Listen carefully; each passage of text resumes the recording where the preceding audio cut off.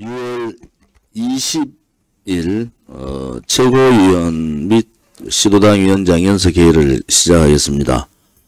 6월은 호국 보훈의 달이고 우리 공화당에서도 6월 오늘 오후 3시에 프레스센터 20청 프레스클럽에서 6.25 72주년 구국 세미나를 개최를 합니다. 오늘 6월 20일 구국 세미나에는 허평한 대표님께서 주제 강연이 있으시고 이주천 연구원장께서 사회를 보시고 자장으로, 그리고 남강규 고대 교수, 그리고 김흥광 우리 탈북 지식인 NK 지식인 연대 대표, 그 다음에 서정욱 법무법인 민주변호사, 이렇게 패널로 참여하셔서 한 2시간 가까이 프레스센터에서 세미나를 개최합니다. 보수 정권이 들어와서 소위 윤석열 정권이 본인들이나 일반 국민들은 보수 정권 교체를 했다 이렇게 보지만은 6월 호국 보훈의 달에 안보 부분이나 국방 부분에서 변화는 많이 하고 있다고 봅니다. 단지 하나 각 시민단체 혹은 각 정당에서, 보수 정당에서 이런 세미나나 이런 부분에 대해서 전혀 6.25에 대한 부분들을 얘기하지 않는 것은 대단히 문제가 있다 이래 봅니다. 이번 토요일은 6월 25일이죠, 그죠? 우리 6.25 전쟁 72년 되는 토요일 날은 오전 10시에 현충원 참배를 하고 오후 1시에 그 삼성본관, 그 숭례문 쪽 삼성본관, 구 삼성본관 앞에서 집회를 하기로 했습니다. 이번 집회가 오래간만에 하는 집회고 저희들이 이제 국가적으로 혹은 우리 보수 정당이 꼭 지켜야 될 그런 집회 내용들은 저희들이 제대로 시행을 하고자 합니다. 6.25 전쟁은 아무튼 북한의 김일성과 소련, 그 다음에 스탈린, 중국의 무택동, 이렇게 해서 한반도를 적화시키겠다는 그러한 침략 전쟁이고 분명한 이념체제 전쟁이었습니다. 대한민국 국군과 또 16개국의 유엔 참전국들, 또 우리 의료 지원, 물자 지원국들의 힘입어서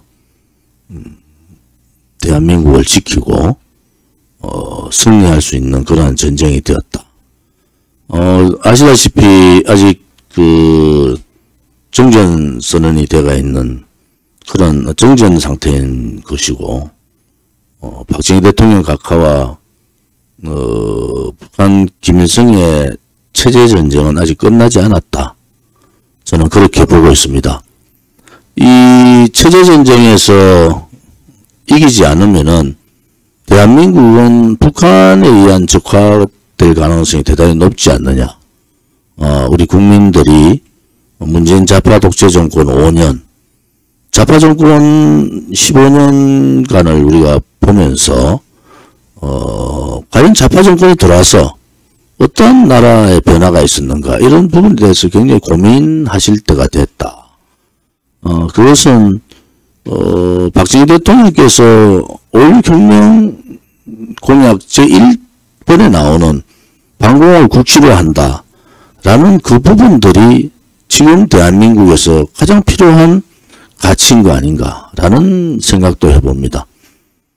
우리가 촛불 쿠데타 세력들, 또 문재인의 5년에 의한 좌파 독재 세력을 겪으면서 대한민국에 얼마나 많은 자생적 공산사회주의자들이 많은가. 이루 우리가 상상할 수 없는 그런 모습들을 목도를 했지 않습니까? 그래서 6.25 72년을 맞는 오늘 이번 주 오늘 세미나와 이번 주 6.25 집회에서 당이 어려운 상황에서도 이렇게 꼭 집회를 하는 이유는 6.25가 정말 우리 국민들한테 남기는 또 국민들한테 깨우치는 그러한 날이 되기를 바랍니다. 윤석열 정권 들어와서 뭐 이런저런 안보 부분에 있어서의 변화는 분명히 있습니다. 단지 문재인 정권에서 했던 4.27 판문점선언, 9.19 군사합의, 중국에 대한 굴욕적 산불정책 이러한 부분에 대한 확실한 선을 긋고 이러한 부분을 폐기하고 새로운 그 좌파 정권이 아니라 우파 정권의 모습을 나타내야 되는데 혹 보훈의 달에 텔레비에 나오는 것은 뭐 김건희 여사 얘기만 나와요. 대통령 된 지 한 달 됐는데 차기 대통령 후보가 벌써 나오고 있고 그냥 이제 망조로 가고 있다. 나라의 근간이 뒤흔들어지고 또 다른 문재인 때 했던 그런 그 붉은 적폐가 아니라 국가의 운영이나 국가의 가치 그런 국민들의 가치관을 흔드는 그런 일들이 빈번하게 벌어지고 있다. 그런 부분에 있어서는 보수의 가치에도 맞지 않다. 그렇게 보고 있습니다. 오늘 긍정 부정 대통령 한 달 지난 지금 긍정 부정 상황을 이렇게 보는 입장에서 보면은 50%가 되지 않는 취임 이후에 한 달 가까이 이제 40일 정도 됐는데 긍정 부정의 상황들이 50% 밑으로 떨어진다 하는 것은 역대 정권에서 보지 못했던 그러한 상황들입니다. 국민들은 지금 기본적으로 코로나 몇 년 동안에 고통받았던 그 고통에서 벗어나지 못하고 3구 현상이라고 그러죠. 고물가, 고임금, 고금리, 고환율 뭐 이러한 부분 3구 현상에다가 지금 경제 상황에서 가장 나쁜 상황인 스태그플레이션 물가는 오르는데 경기가 돌지 않는 그러한 스태그플레이션 현상이 감지되고 많은 또 경제학자들이 그러한 부분에 대해서 경고를 하고 있습니다. 그런데 국회는 국민들이 선택을 했죠. 양당에 대한 고착화를. 국회는 지금 20일 이상 완전히 문을 걸어 잠그고 있습니다. 그것은 뭐 국민의 선택이기도 하지만 우리 공화당에서 지속적으로 경고했던 부분입니다. 양당의 폐해가 직접적으로 국민들 생활을 피폐하게 만들고 있다.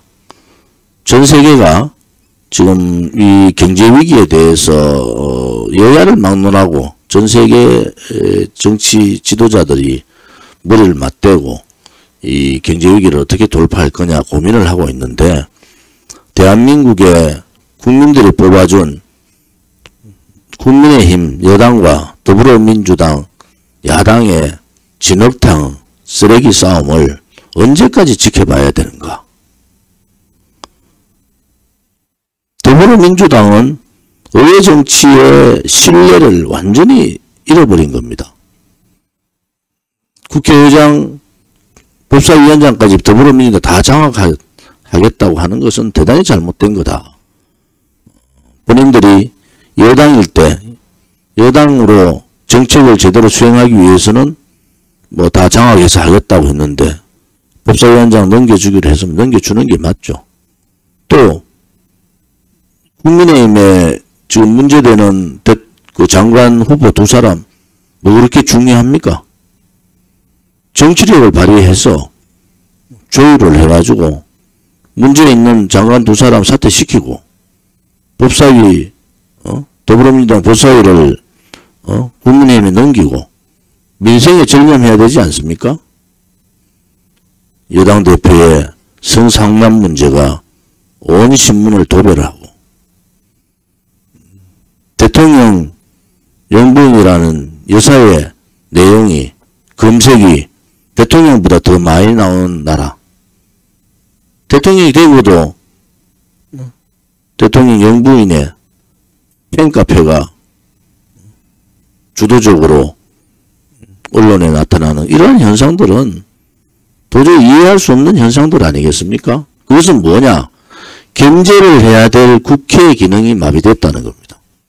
우리 공화당은 양당 고착하에 폐해가 국민들한테 직접적으로 갈 거라고 얘기했고 양당을 견제할 수 있는 제3의 정당이 있어야 되지 않겠습니까?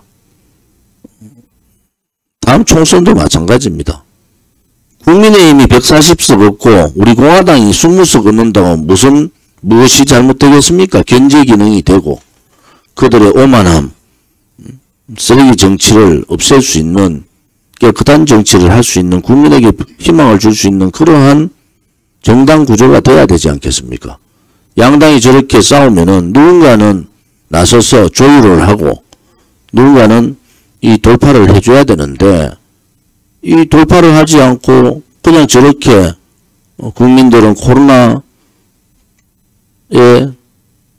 피폐해지고 또 3.9 때문에 스태그플레이션의 공포에 지금 사유가 있고 돈을 지금 주머니를 다 닫아버리는 그러한 상황에 와 있지 않습니까? 이제 우리 국민들께서 이러한 그 양당 정치에 대한 폐해가 국민들한테 직접적으로 큰 영향을 미친다라는 그러한 인식들을 해 주셔서 좀 변화를 좀 이끌어가는 그러한 상황들이 되었으면 좋겠습니다. 코로나 때 그렇게 뭐 국민 얘기하던 윤석열 정부의 윤핵관은 뭐고 또 김건희 여사의 팬클럽은 뭡니까? 그거 하나도 시정하지 못하는 대통령이 자질 같으면 왜 대통령을 했습니까? 우리가 40일밖에 안 된 취임 40일밖에 안 됐는데 버젓이 차기 대통령 후보감들이 자기가 임명한 장관이 올라오면은 그 장관 스스로가 여론조사에서 나를 빼달라고 얘기하는 게 그게 상식 아닙니까? 이러한 기본도 없고 특히 보수정당은 결과도 중요하지만은 그 절차와 과정이 대단히 중요하거든요. 저는 정치를 오래 해봤지만 이런 상황은 좀 처음 보는 겁니다. 어떻게 대통령 취임한 지 사실밖에 안 된 사람이 그것도 임명한 장관이 버젓이 대통령 후보군에 올라오면은 부끄러운 거 아닌가요? 그런 부분에 있어서는 우리 공화당의 지적을 윤석열 정부가 제대로 받아들이기를 바랍니다. 윤석열 정부가 하는 정책이 국민을 위해서 혹은 대한민국을 위해서 옳은 길로 가면은 우리 공화당은 지지할 겁니다. 그렇지만 지금과 같이 너무나 기본적인 갖춰야 될 그냥 가치나 이념이나 도덕성을 버리고 쇼하듯이 문재인의 적폐 소위 말하는 붉은 쇼에도 국민들이 지쳤는데 이제는 그냥 국민들 속이는 그러한 쇼는 그만해 주기를 바랍니다. 지금이라도 긴급 경제대책단을 꾸려서 이 경제 상황들을 돌파를 해야 될 고민들을 해야 됩니다. 시기가 별로 없습니다. 3개월, 그러니까 지금 그 9월달 국회 전에, 9월 정기국회 전에 선제적인 조치를 하지 않으면은 3년, 4년 완전히 무너집니다. 이런 것을, 아는, 경제 전문가들의 그 지적들이 대단히 필요하다. 이런 부분에 대해서 좀 말씀을 드리고 싶습니다. 얼마 전에 그 더불어민주당 소속 국회의원이 국회법상을 개정을 해서 이른바 시행령 수정 요구권을 입법화하겠다는 계획을 발표한 적이 있습니다. 더불어민주당 참 지난 대선과 지선 연달아 참패를 하고서도 아직도 자신들이 집권 세력이라고 착각을 하고 있는 것 같습니다. 이제 자기들이 야당이 됐지만 그래도 정부를 통제하기 위한 그 고를 갖기 위해서 국회법 손을 대려고 합니다. 그런데 이 그 시행령 수정 요구권은 헌법에 위반될 뿐만 아니고 바로 헌법의 기본 원칙인 공적 분리 원칙을 뒤흔드는 겁니다. 그래서 허용돼서는 안 되고, 이 동일한 문제가 지난 2015년에 당시에 여야 합의로 국회법을 개정했는데 그 개정안에 그 내용이 들어있었는데 그 당시에 박근혜 대통령께서 거부권을 행사하셔가지고 그걸 저지시킨 적이 있습니다. 그래서 이번 만약에 지금 국회에서 다수 의석을 차지하고 있는 더불어민주당이 만약에 다수 의석을 이용해서 시행령 수정 요구권을 강행하면 그러면 윤석열 정부에서는 반드시 거부권 행사해서 바로 그 헌법을 파괴하는 헌법 질서를 파괴하는 그런 입법을 저지시켜야 될 것이라고 생각합니다. 그것이 이제 마지막 발악을 하고 있는 좌파 세력들을 척결하는 하나의 그 중요한 방법이고 이것이 바로 이제 우파 정권으로서의 그 본령을 갖춰가는 그런 부분이라고 생각을 합니다. 그래서 꼭 반드시 만약에 그 부분이 입법화되면 거부권을 행사해서 그것을 저지시켜 주기를 바랍니다. 이상입니다. 네. 6월은 호국의 달입니다. 일주일만 있으면 5일만 있으면 6.25의 전쟁의 날입니다. 남침입니다. 그런데 지금 대한민국 국민들도 남침을 지금 또 북침으로 알고 계시는 분도 많습니다. 6.25 전쟁에 희생하신 호국 영령들에게 정말 감사의 인사를 드립니다. 우리가 6.25 전쟁에서 승리를 못했다면 자유 대한민국은 없었던 것입니다. 우리가 항상 고맙게 생각하고 가슴에 새기고 이달만큼 6월달만큼이라도 이제 얼마 남지 않은 이달만큼이라도 나라를 위하고 조국을 위해서 한번 생각하시는 이런 국민이 됐으면 좋겠습니다. 지금 여야가 서로가 지금 정치적인 이름으로 싸움을 하고 있을 때 국민들은 이렇게 시름에 떨고 있습니다. 경제는 파탄나고 일자리는 없고 자영업자들은 조금 살아가려고 하는데 정말 물가는 비싸고 금리가 비싸서 더 이상 버틸 힘이 없는 것 같습니다. 이럴 때일수록 정치권에서 좀 국민을 한번 바라봐 주시기 바랍니다. 그리고 어떻게 정치를 해야 될지 가슴에 손을 얹고 한번 생각해 주시면 감사하겠습니다. 이번 25일 날 6.25 행사가 있습니다. 저희 많은 분들이 오셔서 나라를 생각하고 기리고 희생이신 우리 호국 영령들을 위해서 한번 집회를 가집시다. 우리 공화당뿐만이 아니라 자유 대한민국을 지키고자 하는 애국 국민들께서는 숭례문으로 1시에 와주시면 감사하겠습니다. 네, 이상입니다. 나원동지 여러분 안녕하십니까. 지금 경제 상황이 전 세계적으로 아주 휘몰아치고 있습니다.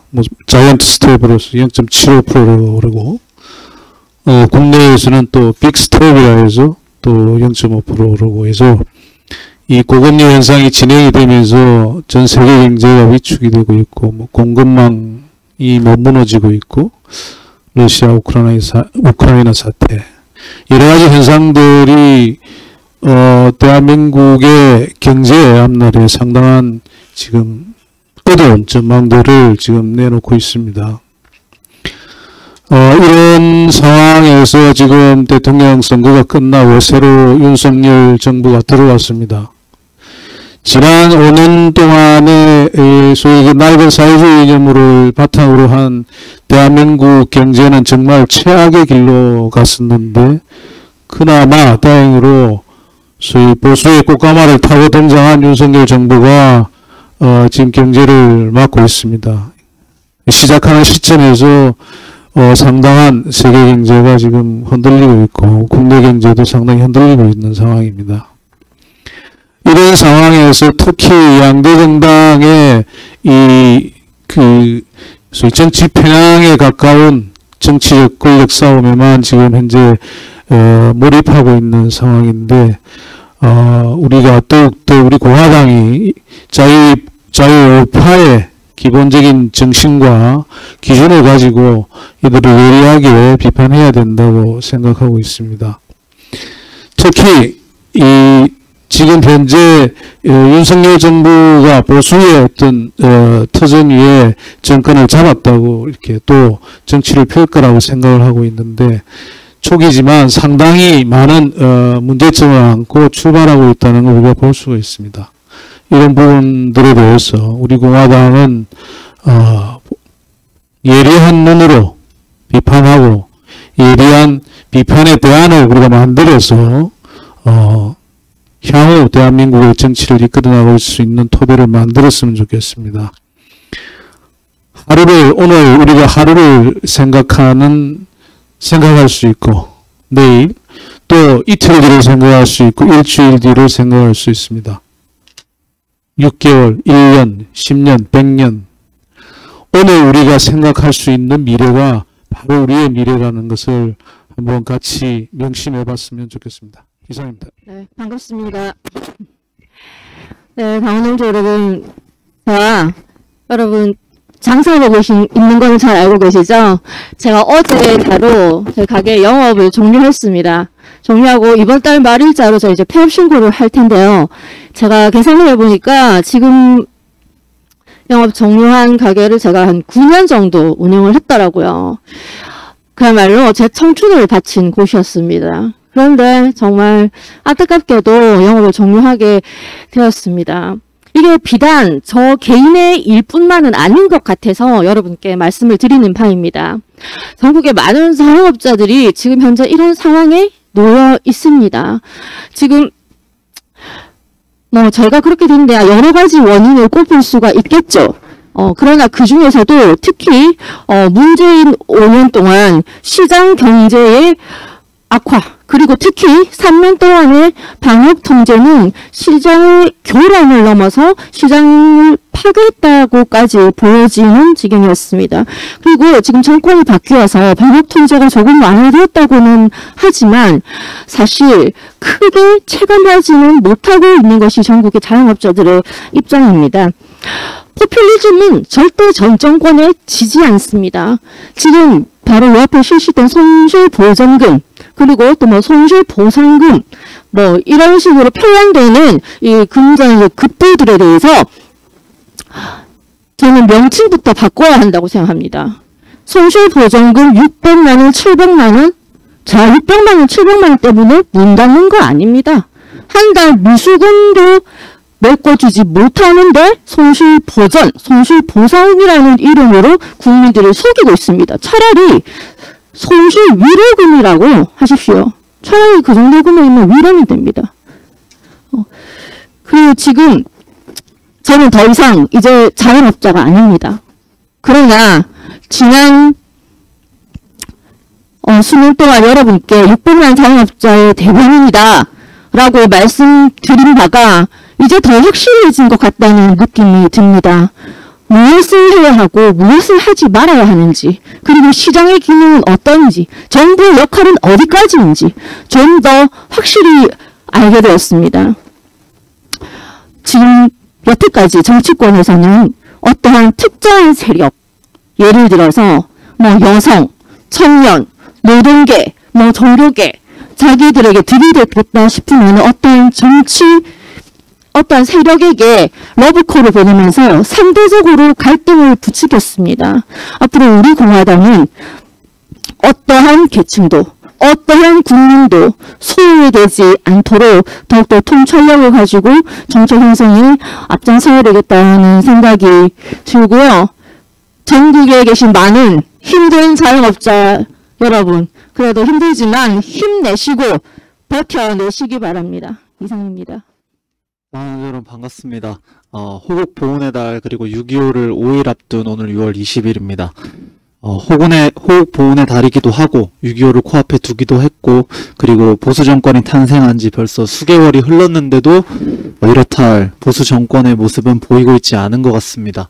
윤석열 정권은 지금 문재인 정권의 잘못된 거를 들추라는 그런 국민들의 뜻을 받들려고 하는, 말만 하는 그런 뉘앙스를 취하고 있고, 결국에는 또 여러 가지 용산으로 옮기는 그러한 집들이 과정에서 국민들이 많이 실망을 하신 것 같습니다.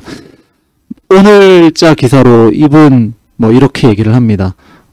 초당적, 경제가 어려우니 초당적 협의를 거쳐서 국민을 지켜야 한다.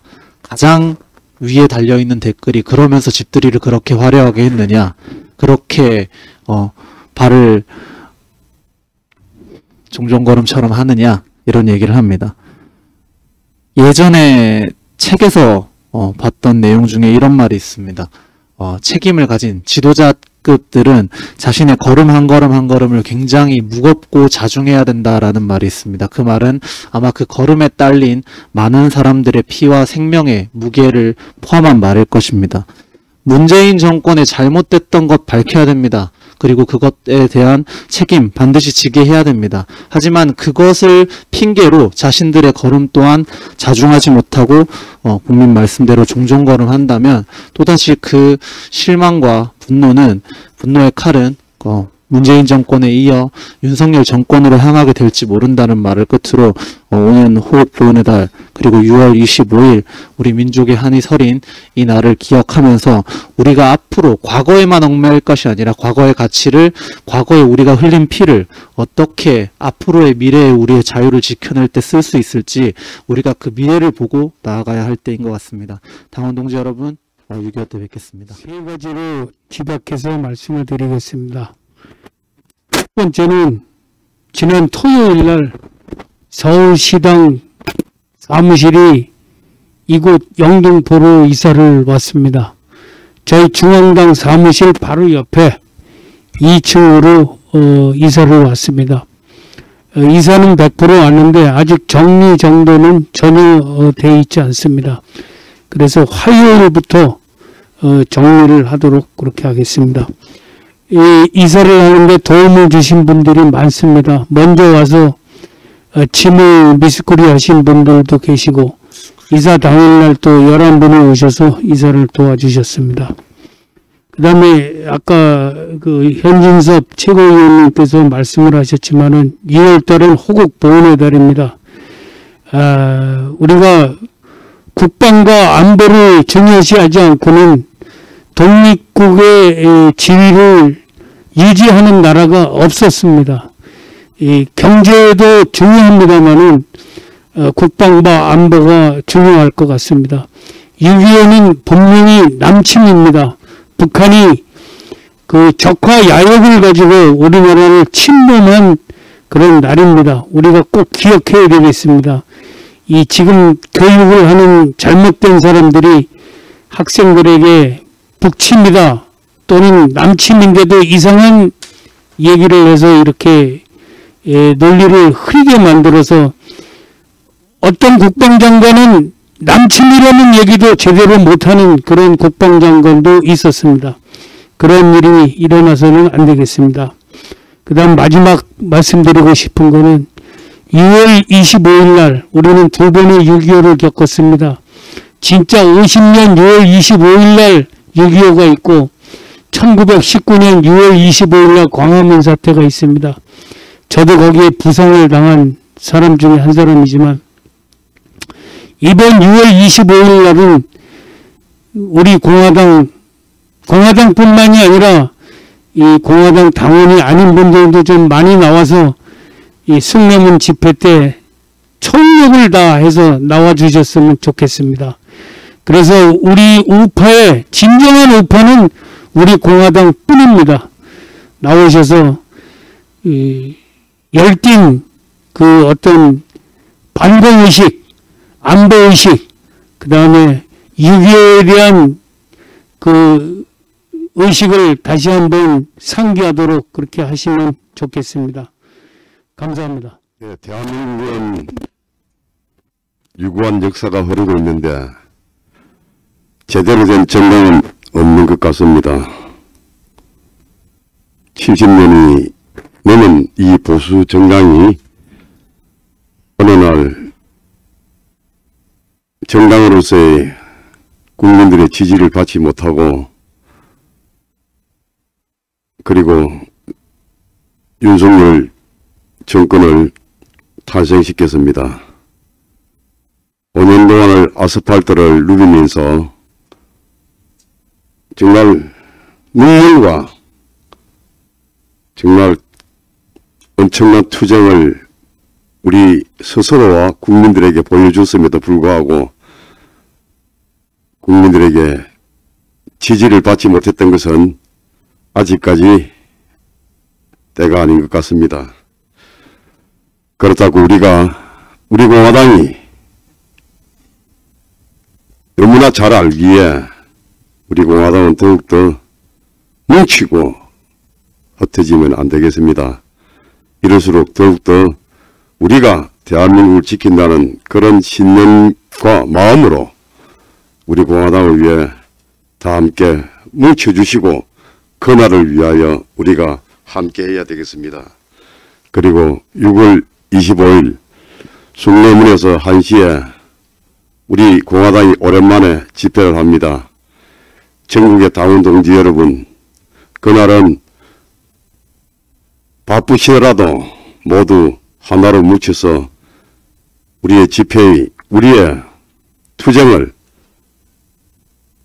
두 정당에게 똑똑히 보여주고 그리고 아직까지 깨닫지 못하는 우파 국민들에게 우리 공화당의 진정한 투쟁의 모습을 보여주시기를 바랍니다. 감사합니다.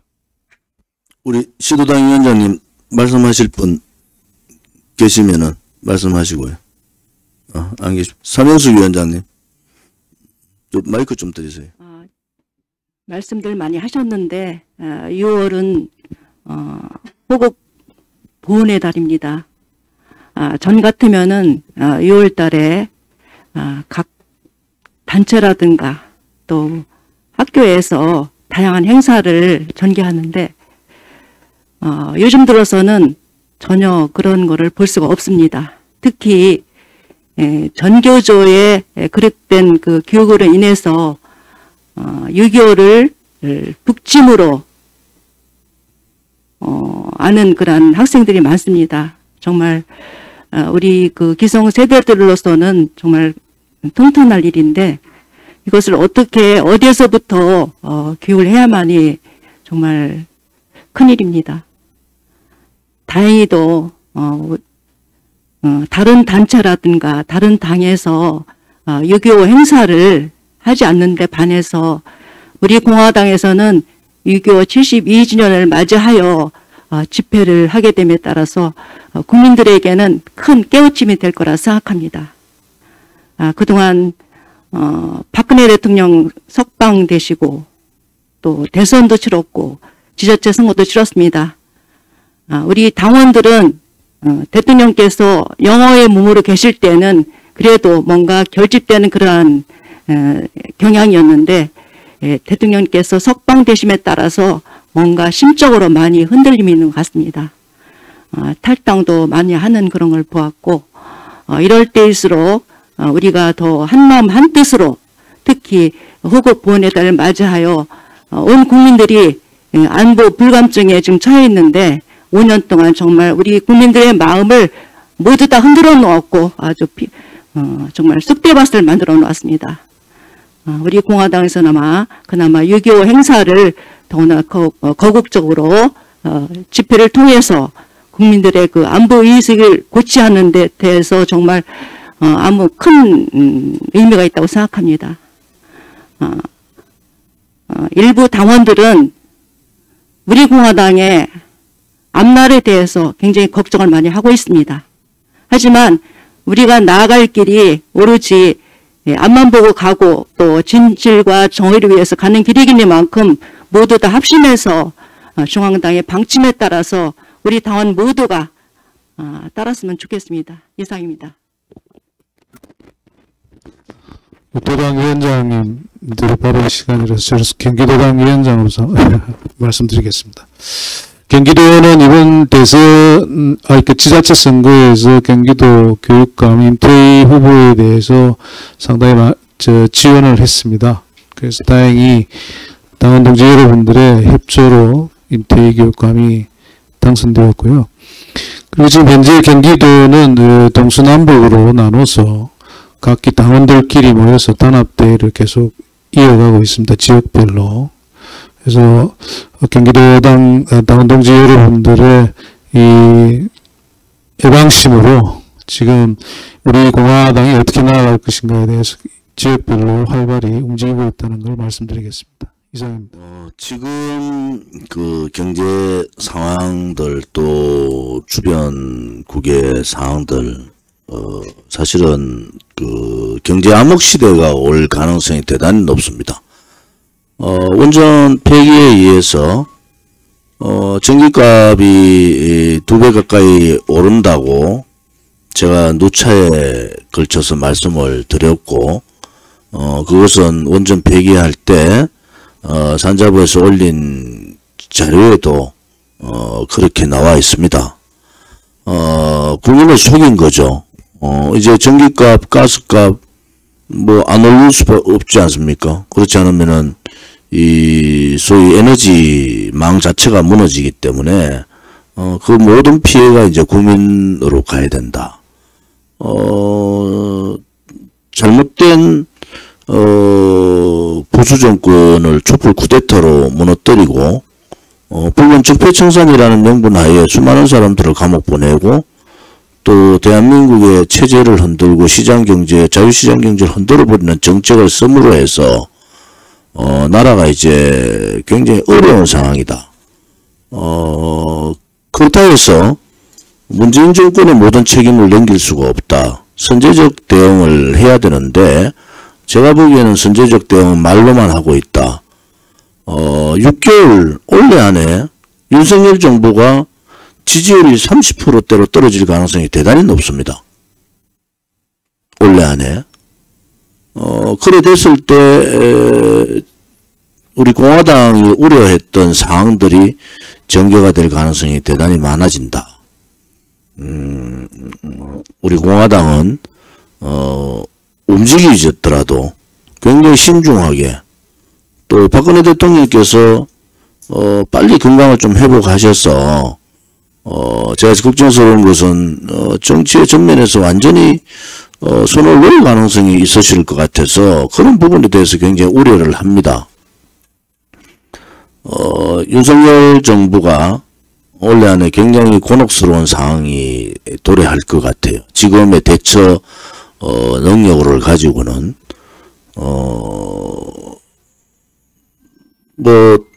소통한다는 것이 기자들하고 아침에 출근할 때 뭐 이렇게 소통하는 뭐 그런 것이 소통이 아니라 국민들이 진정으로 고통스러워한 일들이 지금 그 코로나 포스트 코로나에 대한 대책도 잘 못 세우고 있는 그런 상황도 그냥 예산 가지고 돈 가지고 돈 주온 그 정도의 미봉책에 불과하고 있다.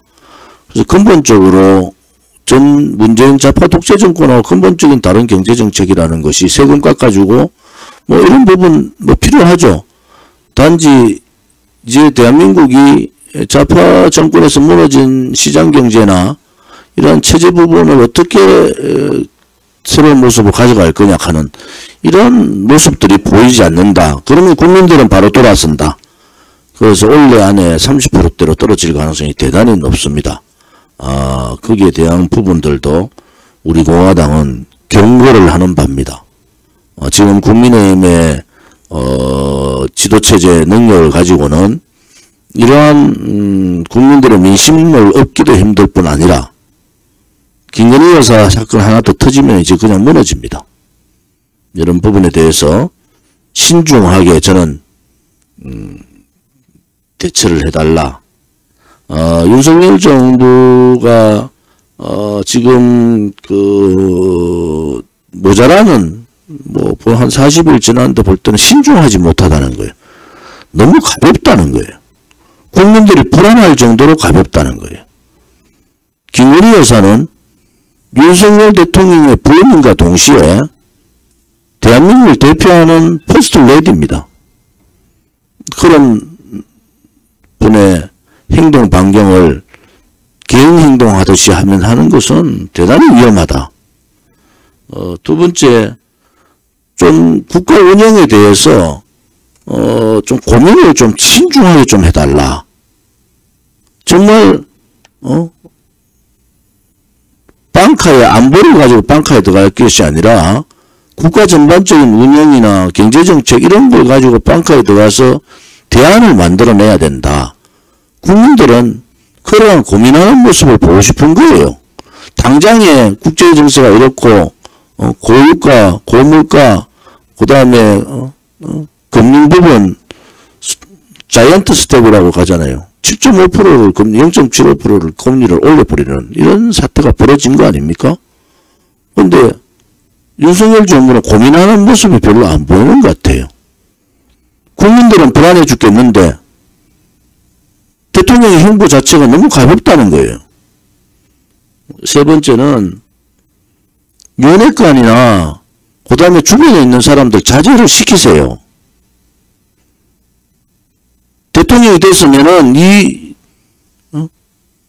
이준석 대표 저렇게 천방지축하면은 자제를 시켜야 되는 겁니다. 문재인한테 90도로 인사하는 이준석의 모습이 지금 유튜브를 다 돌고 있잖아요. 대통령으로서의 품위를 지키는 것은 국가의 품위를 지키는 거다. 이 내용을 제대로 인식하기를 바랍니다. 그리고 위기의 시기에 꼭 필요한 지도력 발휘를 좀 하세요. 선제적 조치들을 좀 하라는 겁니다. 아직까지 그러한 모습을 보지 못한다는 데 대해서 굉장히 우려스럽습니다. 제가 올해 안에 30%대로 떨어졌을 때의 윤석열 정부의 그 전망은 굉장히 어둡다. 그런 부분에 있어서 붉은 적폐 세력과의 단절도 빨리 이룰수록 좋다. 이러한 부분에 대해서 좀 더 심도 깊게 고민하기를 바랍니다. 우리 공화당 유튜브 본다 그러더라고요. 또 제가 이런저런 얘기를 윤석열 대통령 주변이 아무튼 우리 공화당 유튜브를 보고 이런저런 얘기들을 많이 한다 그래요. 좀 제대로 오늘 이 회의 내용들을 제대로 보시고 좌파 정권에서 우파라고 넘어왔다 그러면은 확실하게 국민의 실험이 뭔가 그냥 가진 자들 세금 깎아주고 그게 아니라는 겁니다. 지금 대한민국이 가지고 있는 10%는 가만히 놔둬도 먹고 삽니다. 중요한 것은 중산층과 서민과 자영업자들 아닌가요? 그러한 정책 방향을 잘못 진행하고 있다는 거예요. 지금 하고 있는 정책들이 가진 자를 위한 정책으로 자꾸 돌아가고 있다는 거예요. 그게 보수 정권이 아니라는 거예요. 보수 정권의 따뜻함은 가지지 못한 분들, 서민분들, 자영업자분들 일선에서 24시간 중에 4시간 쉬면서 20시간 일하는 분들을 대변해 주는 것이 보수 정권입니다. 가진 자들을 대변하는 그런 역할들이 아니라는 겁니다. 국민은 오늘도 먹고 살기 위해서 고통을 감내하는데 수십 수백만 원짜리 그런 옷을 입고 다니면 되겠습니까?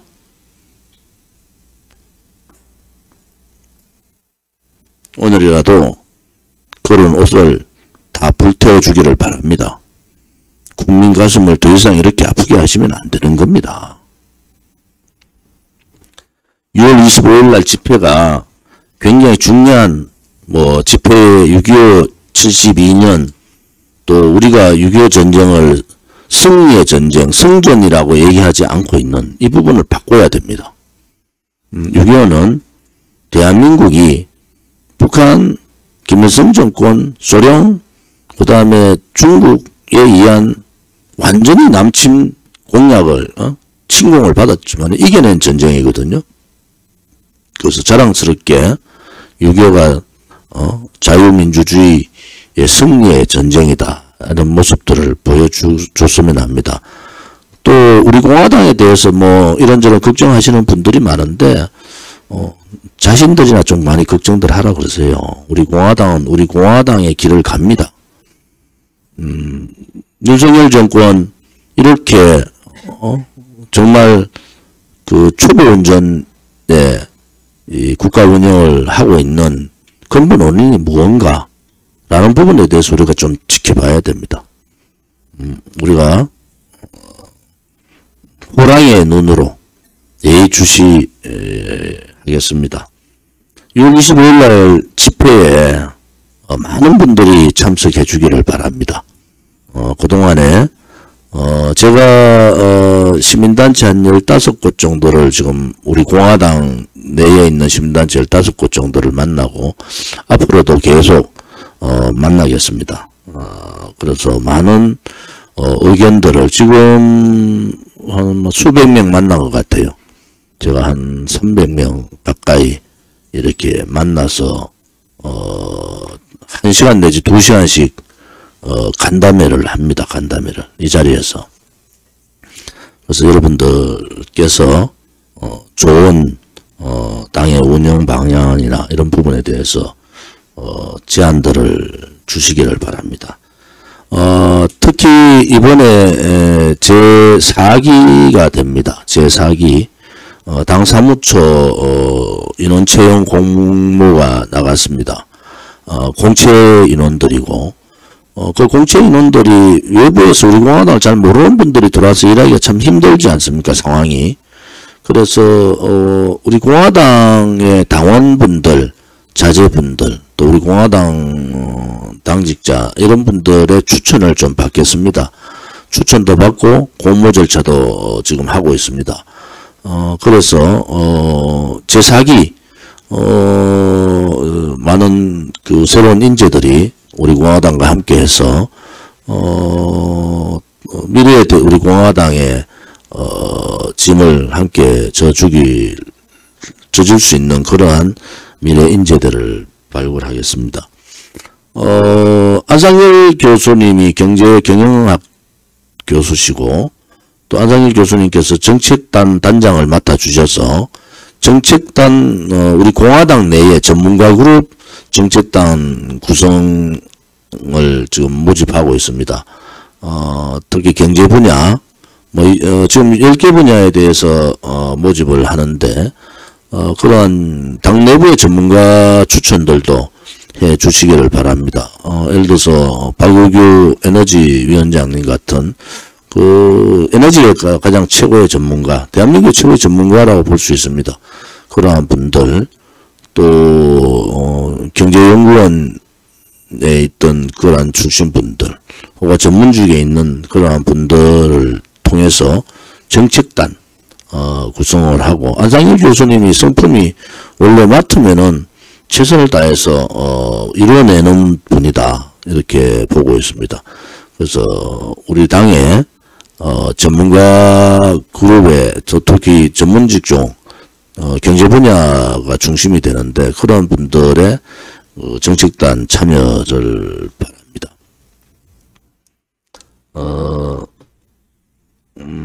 오늘 최고위원회에서 뭐 심각하게 당 재정에 대해서 얘기를 했습니다. 유튜브 분들도 많이 와 계시는데, 우리 공화당은 기본 당원들의 약정 당비는 변화가 없습니다. 약정 당비는 거의 올 1월달부터 6월달 현재까지 약정 당비는 거의 변화가 없이 당원들의 약정 당비는 들어오고 있다. 단지 하나 특별당비 후원금에서 대단히 많이 감축을 했다. 만약에 우리가 선제적으로 당을 긴축으로 가지 않았으면 굉장히 위험한 상황이 됐습니다. 지금 3월 달에 특별당비 후원금이 1억 500, 4월 달에 9,300, 5월 달에 1억 700, 지금 6월 달 20일 현재 2,500만 원 들어왔습니다. 이러면은 당을 운영할 수가 없습니다. 유튜브 선생님 계시지만은 이게 유튜브에 슈퍼챗만큼도 안 들어오고 있다. 중심이 어디가 돼야 되겠습니까? 당이 중심이 돼야 되지 않습니까? 뭐 그러면은 뭐 제가 말씀드렸다시피 1억 가까이 들어오던 특별당비 후원금이 20일 현재 2,500만 원으로 떨어졌고, 뭐 월말까지 얼마 될지 모르지만은 그렇게 되면은 굉장히 또 어려운 상황이 아니냐. 지금 우리가 당 운영하는데 쓰는 비용은 기본적인 비용만 쓰고 있습니다. 그 기본적인 비용이라도 제대로 운영될 수 있기를 바랍니다. 이렇게 뭐 당을 계속 운영을 해야 된다, 뭐 당이 제대로 가야 된다, 뭐 이런 뭐 얘기 다 좋으신데, 문제는 움직일 수 없는 상황이 오면은 굉장히 어렵습니다. 그래서 오늘 최고위원회에서 심각하게 이 부분에 대해서 고민을 같이 하자고 말씀드린 거예요. 고민을 같이 해야 될 시점이다. 경제가 어렵고 여러 상황들이 어려운데 과연 우리는 당대표인 저를 제외하고 이러한 재정 문제에 대해서 고민들을 많이 해봤는가? 이런 부분에 대해서 우리가 좀 스스로가 이제는 고민을 해야 될 시점이다, 이렇게 봅니다. 당이 선제적으로 당 사무실을 3분의 1로 줄이고 인원을 반으로 감축하고 경비를 거의 지출 자체를 완전히 줄여버리는 그러한 선제적 조치를 했습니다. 거기에 따라서 여러 가지 얘기들이 있어요. 뭐 이 사람이 왜 그냥 그만두냐, 저 사람이 그만두냐, 뭐 이런 얘기들이 있는데, 뭐 오늘 이 글을 여러분 보시면은 만약에 당에서 선제적으로 또 시도당 위원장님들한테도 좀 죄송하지만은 지원금을 4분의 1, 서울 경기는 4분의 1, 다른 지역은 반으로 줄여버렸지 않습니까? 그렇게 허리띠를 시도당 위원장님들이 중심이 돼서 먼저 허리띠를 같이 쪼아매고 있다. 그래서 저는 뭐 당대표뿐만이 아니라 최고위원 한 분 한 분, 또 시도당 위원장님들, 우리 당을 아끼는 많은 분들이 당이 어려울 때 동참을 하셔야 되는 거 아니냐. 지금 뭐 유튜브, 솔직히 말씀드려 유튜브끼리 싸울 때입니까? 유튜브들이 싸우는 게 왜 싸워요? 당대표 조원진하고 우리 공화당을 위해서 싸운다면서요. 이제는 제발 좀 싸우지 말고 당의 재정에, 당의 그러한 운영에 좀 적극적으로 도움을 주는 그런 유튜브가 되기를 바랍니다. 제가 15개 단체 수백 명과 간담회를 1시간 내지 2시간씩 뭐 간담회하고 난 다음에 여기 여의도 색강 산책을 합니다. 1시간 반 정도. 그러면서 이런저런 말씀들을 많이 듣고 있고 당을 아끼는 많은 분들의 그러한 애당심을 또 애국심을 피부로 느끼고 있습니다. 우리 당원들께서 당이 어려울 때 더 하나를 뭉쳐서 당이 활력을 가지고 새로운 아이디어, 새로운 신선한 내용들을 우리가 외부적으로 활동할 수 있는 그런 계기가 되기를 바랍니다. 오늘 회의 마치고 3시에 3시에 세미나가 프레스센터 20층 프레스클럽에 있습니다. 각 단체, 특히 이제 시도당 이나 각 단체에서 특히 6월 25일 날 집회가 굉장히 우리 공화당으로서는 소중한 집회다. 굉장히 중요한 집회다. 이런 생각을 가지고 있습니다. 그래서 6월 25일 집회에 총력 투쟁을 해주시기를 바랍니다. 많은 분들이 참여할 수 있는 우리 유튜브 선생님들이 방송을 통해서 많은 분들이 참여할 수 있도록 그렇게 협조를 해 주시기를 바랍니다. 오늘부터 우리가 그 카드 뉴스가 다 나와 있거든요. 오늘 세미나는 3시에 이제 하지만은 25일 집회에 그 카드 뉴스를 각 유튜브 시작 또 마지막 시점에서 홍보를 좀 해주시고 많은 분들이 참여를 많이 하셔야 되지 않겠습니까? 그래서 우리 공화당이 살아있음을 보여주기를 바랍니다. 오늘 바쁜데도 월요일 회의에 참석해 주신 우리 유튜브 대표님들께 감사를 드리고요. 당의 언론은 항상 열려 있습니다. 어떤 분들이 좀 오해를 하시는데 뭐 당에 오시면은 당대표 언제라도 만날 수 있습니다. 제가 이제 그 평일보다는 토요일을 집중적으로 비워서 면담도 하고 간담회도 하고 이러는 것은 우리 공화당 동지들이 대부분 직장을 많이 갖고 계십니다. 그러한 분들의 시간이 토요일밖에 없어서 그렇게 일정들을 조율을 하고 있다. 이런 말씀을 드리겠습니다. 비공개로 전환하겠습니다.